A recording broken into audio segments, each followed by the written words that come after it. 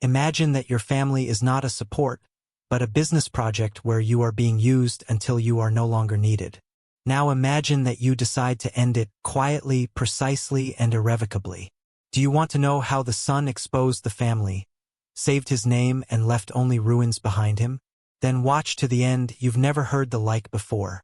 It was 6:18 p.m. on a quiet Wednesday evening when the voicemail came through.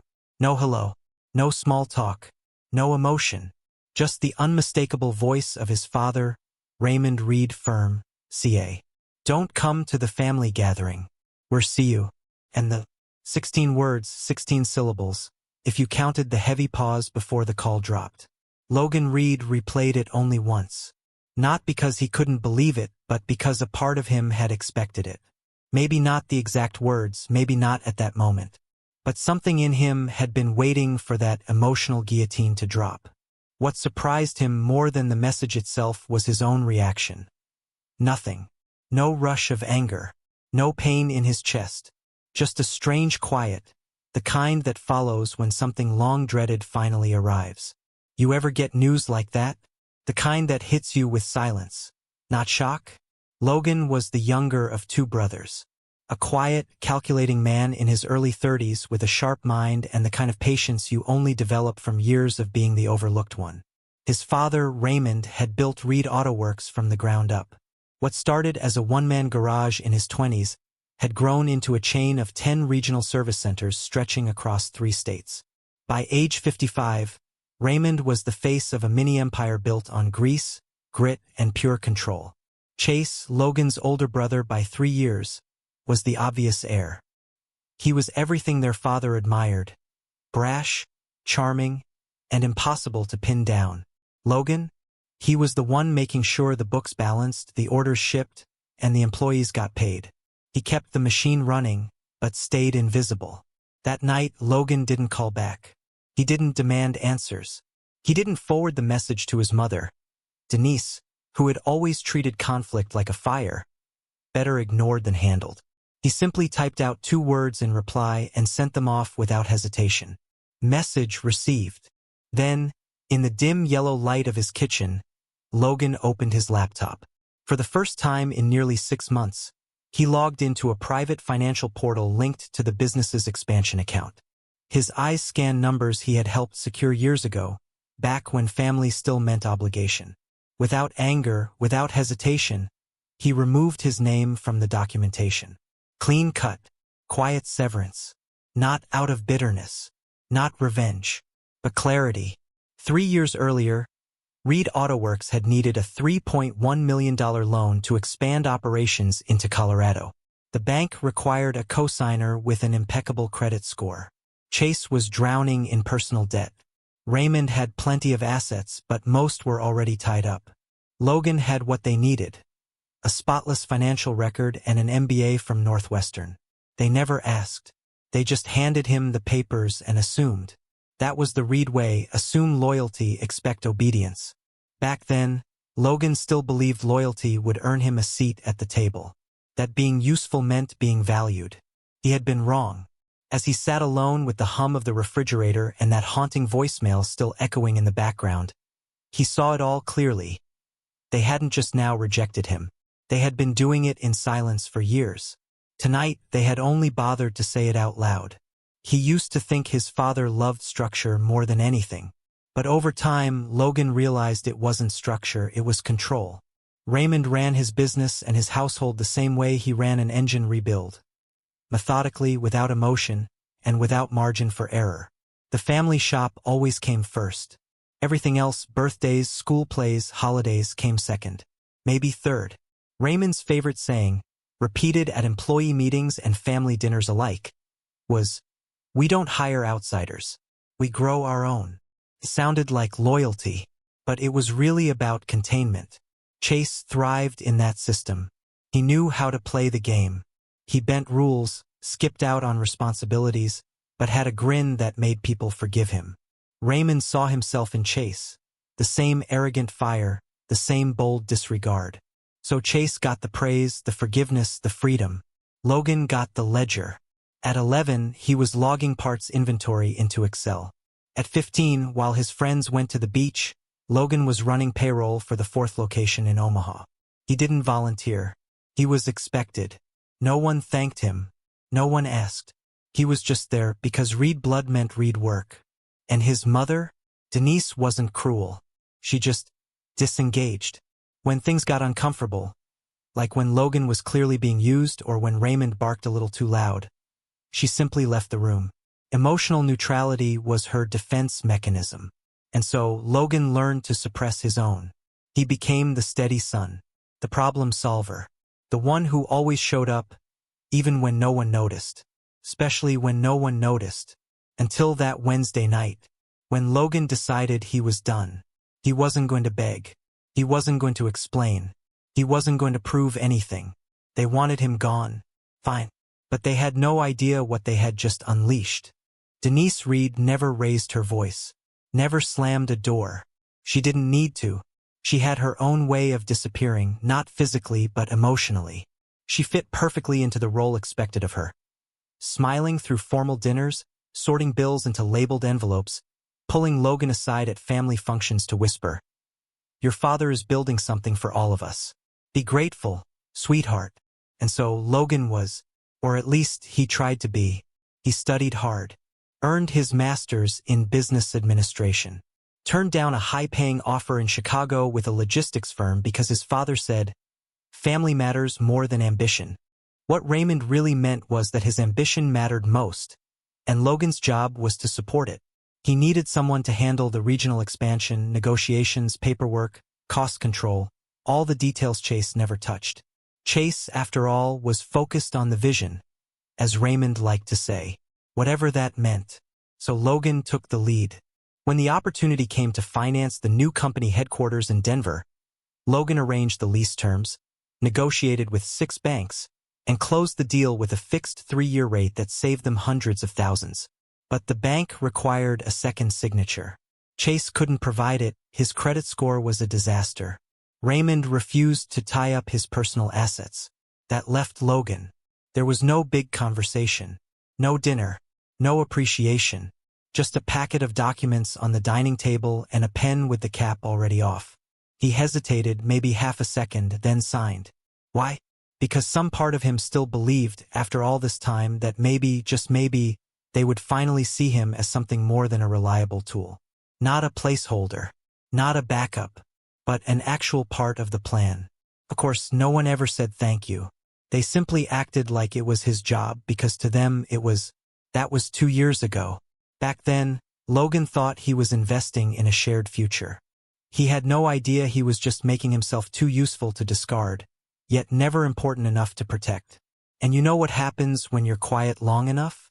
You start thinking that invisibility is just another word for love. But it's not. It's just silence mistaken for peace. The first crack didn't come as a scream. Came as a laugh. Chase's laugh, to be exact.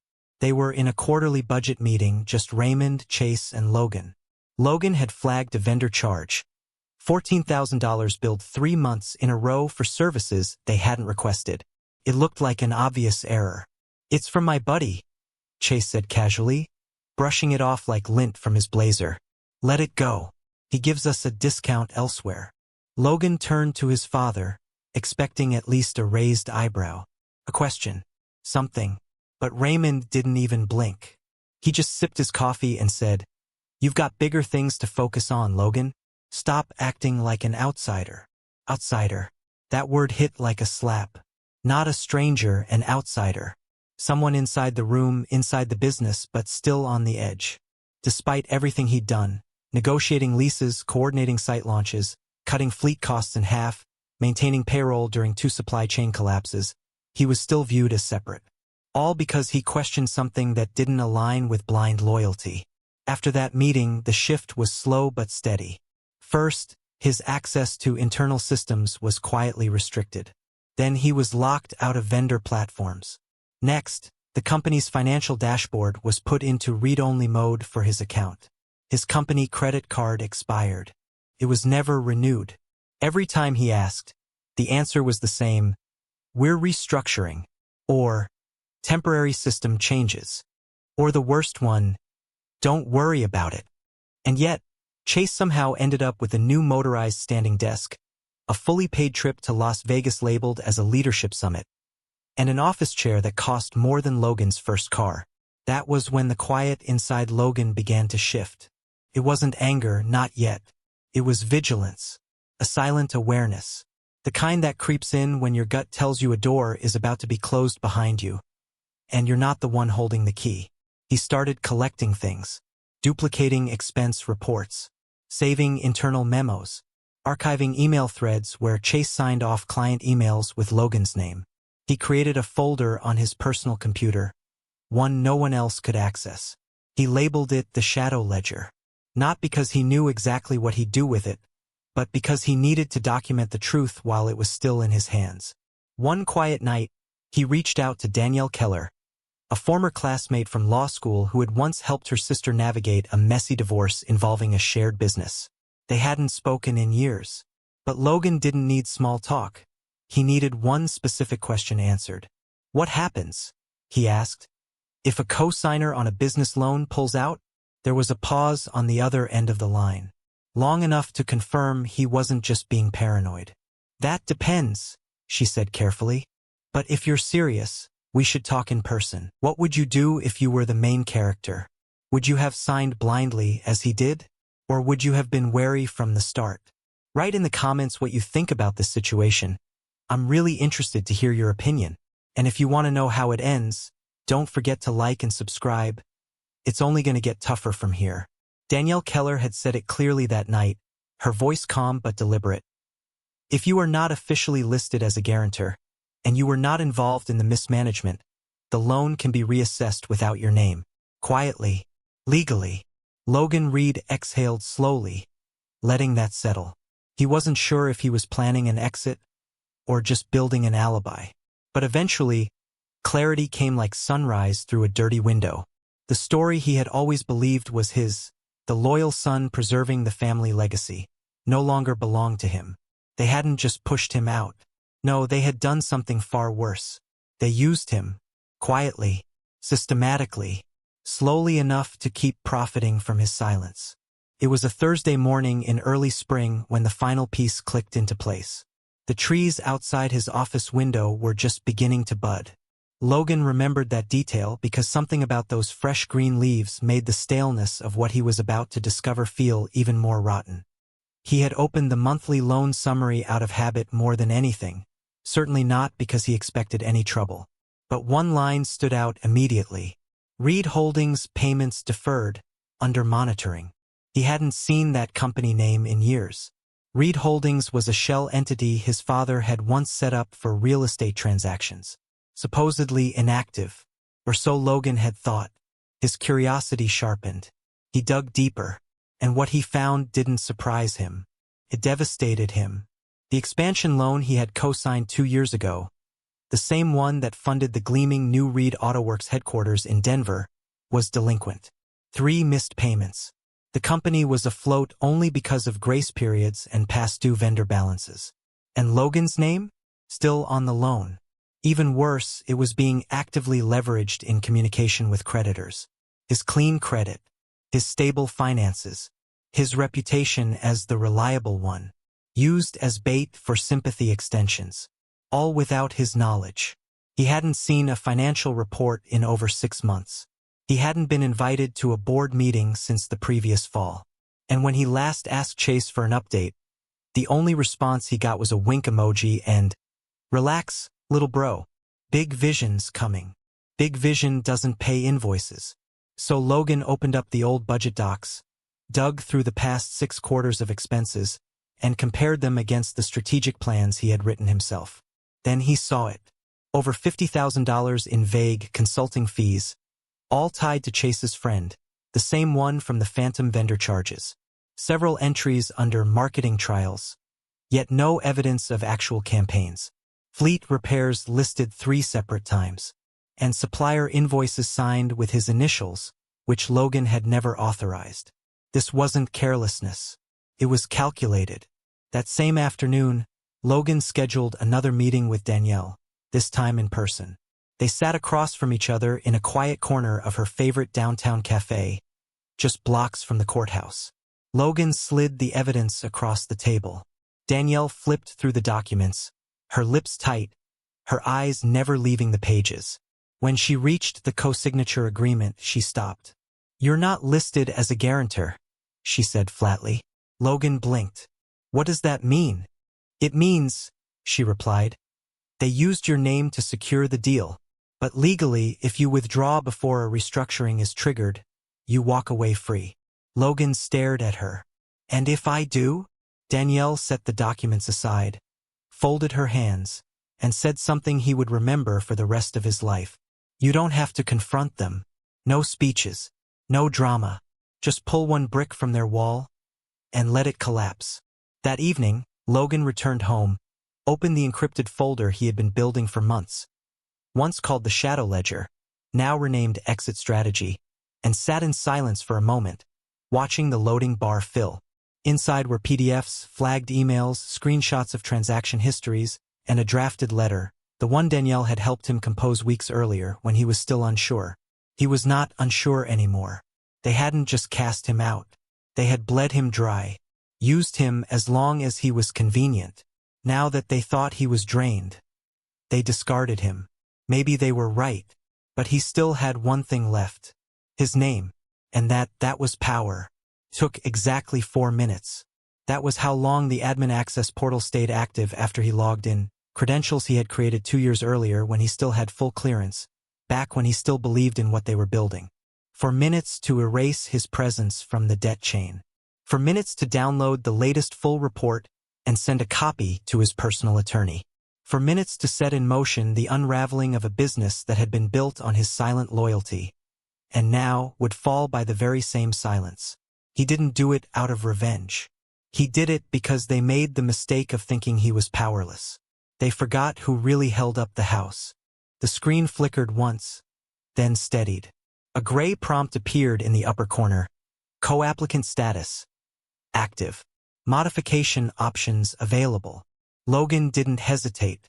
He clicked remove. Then he uploaded the signed resignation statement, the one he and Danielle had finalized 3 weeks ago. Steady hands, calm breath. He entered his secure PIN, tapped submit. No alerts, no dramatic warnings. Just a thin line of gray text at the bottom of the screen. Update received. Pending review for compliance. Done. No sirens. No explosion.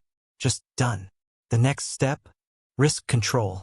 He composed a concise, professional email to Keith Gerber, the loan officer at Red River Bank who had overseen the expansion financing 2 years ago. Logan outlined the key financial discrepancies. Falsified vendor agreements, unauthorized signature usage, and evidence of internal isolation from key business decisions. There was no emotion in the message. It was factual, clear, cold. Within the hour, the bank had frozen the operational account linked to Reed Holdings and initiated an internal credit review. And still, Logan made no calls. Not to Raymond, not to Chase. Let them notice the blinking cursor in their system, where there used to be his name, where there used to be blind trust. Let the silence work for once. While the panic likely erupted behind closed doors at Reed Autoworks, Logan stayed in motion. He called Sabrina Kim, his longtime tax advisor and a former classmate from his graduate program. Together, they ran a full audit of his exposure, walked through worst-case outcomes, and confirmed what Danielle had already said. No legal responsibility. No impact on his personal credit. No legal obligation to disclose the change, at least not until formal restructuring was demanded. The trust account he had moved his savings into last month? Protected. His paper trail? Impeccable. That night, for the first time in what felt like years, Logan put his phone on silent, and meant it. He slept. No stress dreams. No compulsive checking. No pacing in the kitchen with old coffee and older regrets. Just sleep. By sunrise, his voicemail was already clogged with 32 missed calls. By noon, 78. Calls from his mother. 13 from Raymond. 7 from Chase. And one unknown number, though he recognized the voice immediately when he listened. It was Gordon Maddox, the company's accountant. Longtime loyalist. Nervous as a cat in a room full of rocking chairs. His voice cracked as the message played. Logan, call me back. Immediately. This is serious. The loan's collapsing. The bank pulled support. We're heading into default. You need to fix this. Do you hear me? You have to fix this. Logan played the message twice. Not because he didn't understand, but because justice, when it finally arrives, doesn't scream. It echoes. That evening, the first text came in from Chase. What the hell did you just do? Then another. You're blowing this out of proportion. We could have handled it internally. But the word "we" no longer meant anything. We hadn't existed for a long, long time. Later that night, his mother left a voicemail. Not angry, but trembling. Sweetheart, what's happening? Your father says the bank froze everything. They might demand repayment. Did you sign something? Yes, he had. But he wasn't about to explain. Instead, he called her. Let it ring twice. Then answered softly. I removed my name. That's all. There was a pause on the other end. You can't just do that, she said, breath-catching. Yes, he replied evenly. And I did. Silence. Then came her quiet plea. This affects all of us, Logan. And Logan, with no malice in his voice, just truth, replied, no, you all made sure it didn't.